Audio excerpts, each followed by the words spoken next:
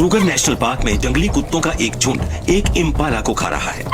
Impala का वजन 45 kilogram से ज्यादा होता है, तो इन डॉग्स के पूरे दिन के खाने का इंतजाम तो हो गया है, लेकिन थोड़ी ही देर में इनसे खाना छीनने वाले आ पहुंचे हैं। 2 हाइनास को भी इस शिकार में हिस्सा चाहिए, लेकिन डॉग्स बिना लड़े अपना शिकार छोड़ने को तैयार नहीं। ये दोनों ही जीव एक दूसरे को मार सकते हैं। ऐसे में इस फाइट में शिकार और शिकारी दोनों की ही जान जा सकती है। हुए एक इम्पाला को लेकर 2 हाइना 8 वाइल्ड डॉग से लड़ रहे हैं। हाइना का साइज डॉग से दुगना है, लेकिन डॉग्स कई तरह की आवाजें निकालकर एक झुंड के तौर पर काम करते हैं। इस तरह की ट्वीटर्स के जरिए ये एक दूसरे से बात भी करते हैं। अपनी मिलीजुली ताकत के इस्तेमाल से ये खुद से बड़े अपोनेंट्स को छिपने पर मजबूर कर देते हैं। फिर ये फैलकर उन्हें घेर लेते हैं।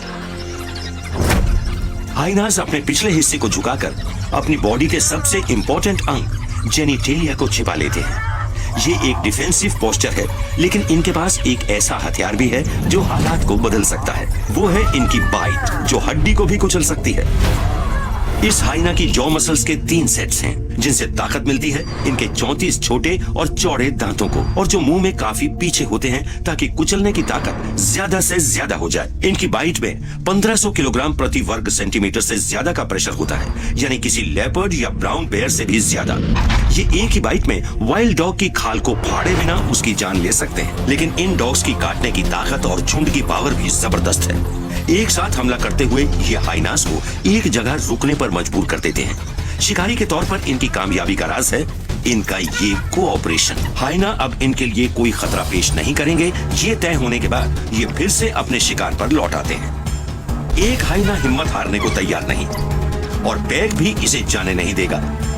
तो मुठभेड़ का दूसरा दौर शुरू होता है।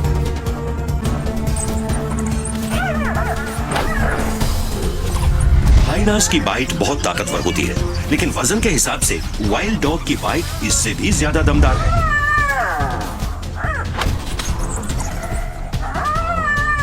हाइनास स्कैवेंजिंग के लिए अपनी सूंघने की ताकत पर बहुत ज्यादा निर्भर करते हैं, इसलिए इस फीमेल की नाक में लाखों नर्व एंडिंग्स हैं, तो बाइट से इसे दर्द तो हो रहा होगा। ये दर्द से बेहाल है और अब इस पर बाकी झुंड भी हमला कर सकता है।